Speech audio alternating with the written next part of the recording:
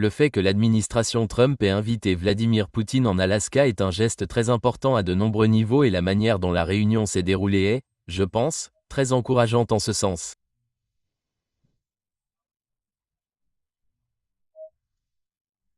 Donc, comme je m'y attendais, il ne semble pas y avoir eu grand-chose de concret.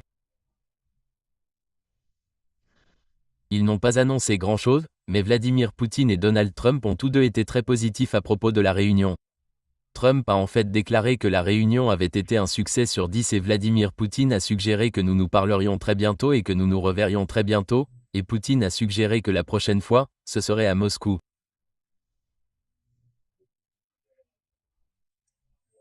Tout cela est donc très bien, vous savez, et quiconque se soucie de la paix dans le monde et du développement futur qui devrait être positif pour l'humanité devrait être encouragé par cette réunion. Ce qui compte ici, ce n'est pas seulement la diplomatie, c'est le timing.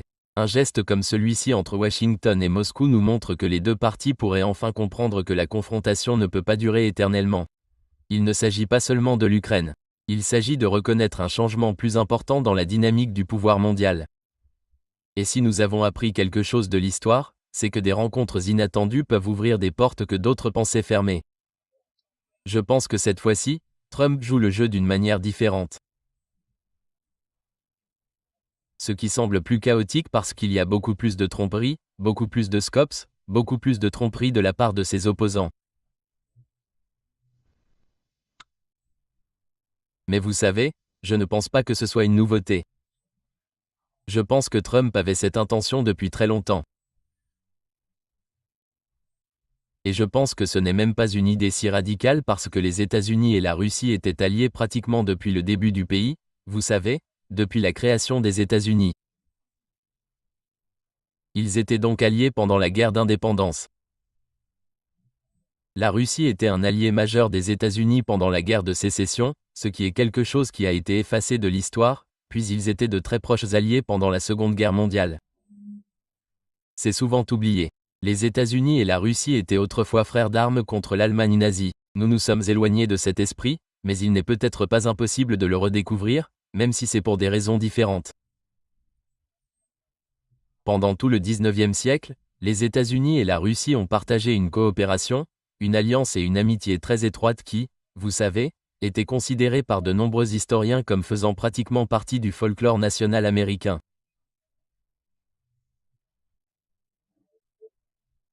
C'était vraiment une relation étroite et la raison en est que les États-Unis et la Russie devraient naturellement être alliés.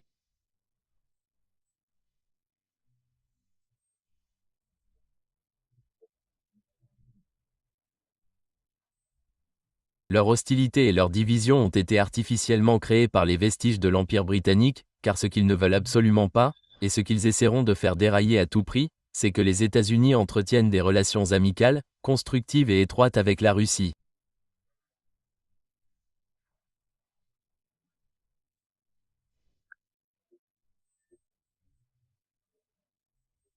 C'est tout simplement l'approche du diviser pour mieux régner pour gérer le monde, et les deux grandes puissances mondiales, la Russie et les États-Unis, sont en tête de liste des puissances à diviser pour pouvoir gouverner le monde.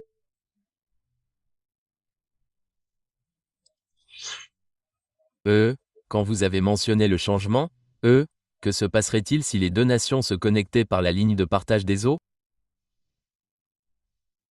Si vous regardez la carte, en particulier si vous la regardez depuis le nord, vous savez, depuis la perspective du pôle Nord, vous réalisez qu'en connectant les États-Unis et la Russie, l'Europe se retrouve soudainement à la périphérie. L'Europe n'est donc plus le centre du monde. Elle devient la périphérie. Et vous savez, cela fait partie du cycle de l'histoire où vous savez que le poids du monde en termes de développement économique et de population, et avec lui, le pouvoir politique et militaire se déplace vers l'Est, et c'est un changement qui ne peut pas être arrêté, vous savez.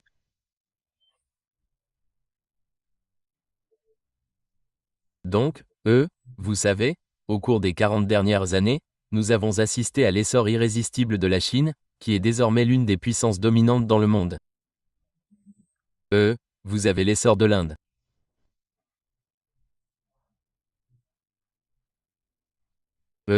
L'Asie de l'Est est en train de devenir pratiquement le point de gravité du monde et en reliant les États-Unis et la Russie, ils deviennent également une partie de ce nouveau centre de gravité dans les affaires mondiales.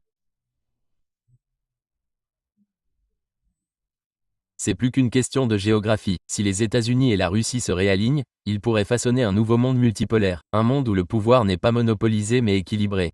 Cela terrifie ceux qui s'accrochent à l'ancien ordre. Je pense que l'un des problèmes que nous allons très bientôt aborder sera la question des avoirs russes gelés, car la majeure partie de cet argent se trouve en Europe.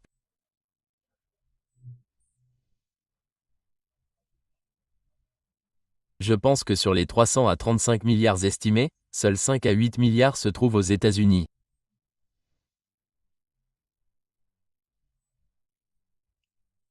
Tout le reste se trouve en Europe, principalement sous la garde d'euros en Belgique, environ 180 milliards de dollars environ.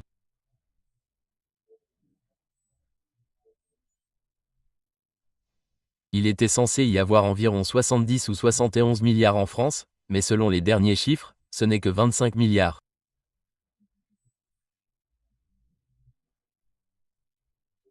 Et je pense que l'on soupçonne que le gouvernement Macron s'est déjà emparé de ces fonds. Donc sur 71 milliards, il n'en reste qu'environ 25 milliards. Et puis je pense qu'il y a environ 37 milliards au Royaume-Uni.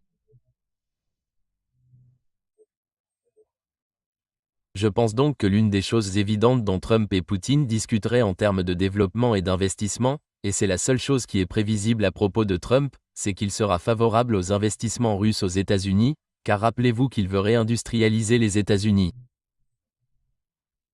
Quoi que vous pensiez de Trump, son instinct de réindustrialisation trouve un écho chez une grande partie de l'Amérique. Si le capital russe joue un rôle là-dedans, cela marquerait un renversement spectaculaire dans les relations de l'après-guerre froide. Il veut rendre à l'Amérique sa grandeur. Et partout où il va, il fait pression sur tout le monde pour qu'il investisse aux États-Unis. Vous savez, les nations du Moyen-Orient, des milliers de milliards de dollars, l'Europe, 600 milliards de dollars. Je suis sûr qu'il va probablement présenter l'idée aux Russes qu'ils peuvent investir leurs avoirs gelés aux États-Unis.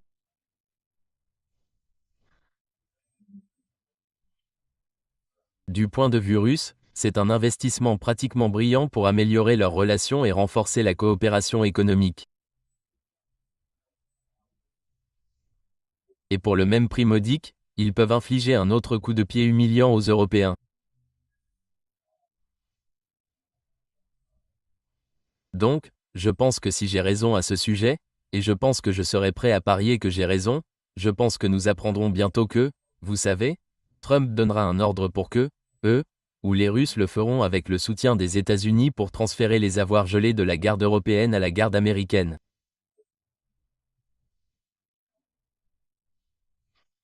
Et à ce stade, les avoirs gelés russes deviennent une garantie américaine plutôt qu'européenne. Et les Européens comptaient déjà sur cet argent comme garantie avec laquelle ils allaient, vous savez, donner un coup de pouce à un autre cycle de crédit majeur. Ce n'est pas seulement une manœuvre financière. C'est un coup d'échec géopolitique. Si Trump aide la Russie à rapatrier ses fonds via les États-Unis, ce sera un camouflet massif pour l'Europe et une victoire pour l'influence américaine. Et en parlant d'influence, si vous avez déjà été blessé dans un accident, vous savez que la vraie douleur commence souvent après l'hôpital. Formulaires interminables, errements d'assurance et offres de règlement qui couvrent à peine les factures. C'est pourquoi je garde un œil sur Morgan & Morgan, le plus grand cabinet américain spécialisé en dommages corporels. Plus d'1 millier d'avocats, plus de 500 000 clients servis et, tenez-vous bien, plus de 25 milliards de dollars récupérés à ce jour. Une famille de Floride s'est vue offrir 350 000 dollars. Morgan & Morgan a porté l'affaire devant les tribunaux et a gagné 12 millions. Cela montre ce que peut faire une bonne équipe juridique. Le meilleur dans tout ça, c'est que vous ne payez que s'ils gagnent pour vous. Il faut environ 60 secondes pour commencer. Vous pouvez lancer votre réclamation ici même en scannant le code QR à l'écran avec l'appareil photo de votre téléphone ou en cliquant sur le lien dans la description. Répondez simplement à quelques questions rapides et leur équipe s'occupe du reste pendant que vous vous concentrez sur votre rétablissement. Donc, si jamais vous êtes blessé et avez besoin de renfort, vous pouvez vous tourner vers Morgan & Morgan, car dans une lutte contre les géants de l'assurance, il est utile d'avoir la plus grande armée juridique à vos côtés. La raison de cette gestion chaotique de la situation du côté de Trump, c'est que je pense qu'il essaie de garder tout le monde à bord, en espérant qu'il pourrait basculer de son côté à un moment donné.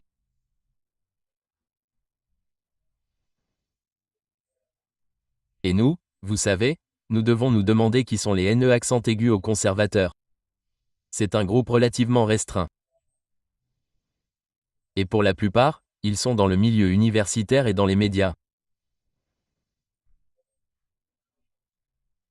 Et vous devez vous demander comment un groupe aussi restreint peut avoir un pouvoir aussi disproportionné dans les politiques américaines pour pouvoir déterminer concrètement la conduite de la politique étrangère américaine. La politique étrangère n'est pas toujours définie à Washington. Les réseaux d'influence, qu'il s'agisse de NE accent aigu aux conservateurs ou d'élites transatlantiques, peuvent orienter la stratégie en coulisses. Reconnaître cela aide à expliquer la résistance à tout changement de direction. Et j'ai remarqué qu'il y a beaucoup de points communs et de connexions entre les NE accent aigu aux conservateurs et l'establishment de la politique étrangère de Londres.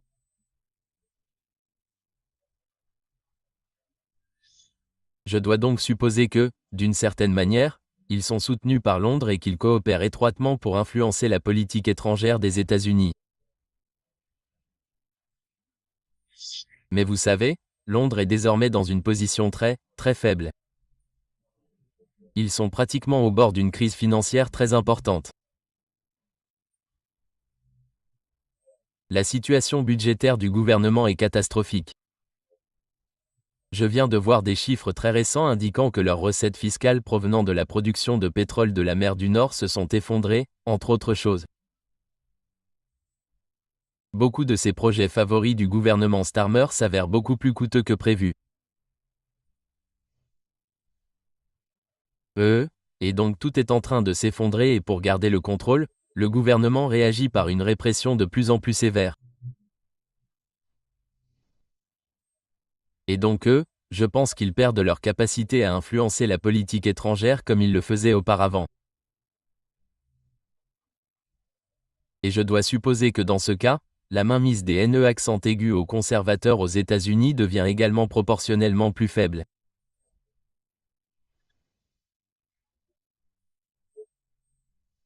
Et donc je pense que Trump ne sera plus autant leur otage, disons, qu'il l'était pendant son premier mandat.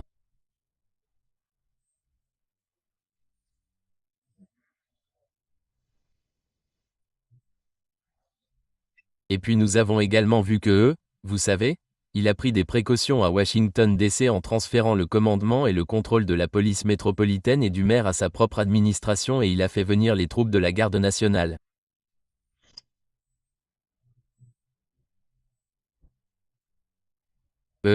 Je crois que les chiffres initiaux étaient de 850 soldats, mais je pense que cela pourrait s'avérer être beaucoup plus. Et puis, vous savez, je pense qu'avec le déploiement passif de la garde nationale et la centralisation du contrôle à Washington, ce n'est pas qu'une question d'apparence. Cela témoigne des efforts de Trump pour consolider son pouvoir avant les élections de mi-mandat de 2026. Cela prépare le terrain pour des mesures plus importantes s'il réussit à faire adopter le grand projet de loi d'il y a quelques semaines. Son soutien politique. Il a renforcé son pouvoir politique à Washington DC.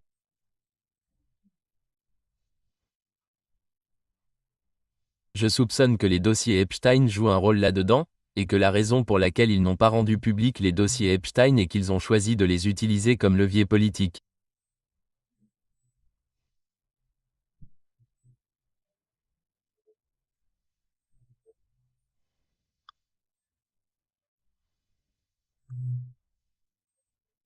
Et je pense qu'au fil du temps, Trump s'est beaucoup renforcé à Washington DC et a gagné en puissance. Et je pense que nous pouvons clairement voir la différence, car je pense que beaucoup de ses adversaires sont étrangement silencieux ces derniers temps.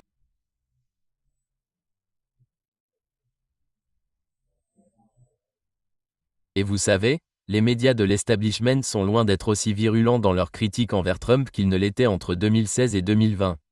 Je ne pense donc pas qu'ils seront en mesure de le manipuler aussi facilement qu'avant.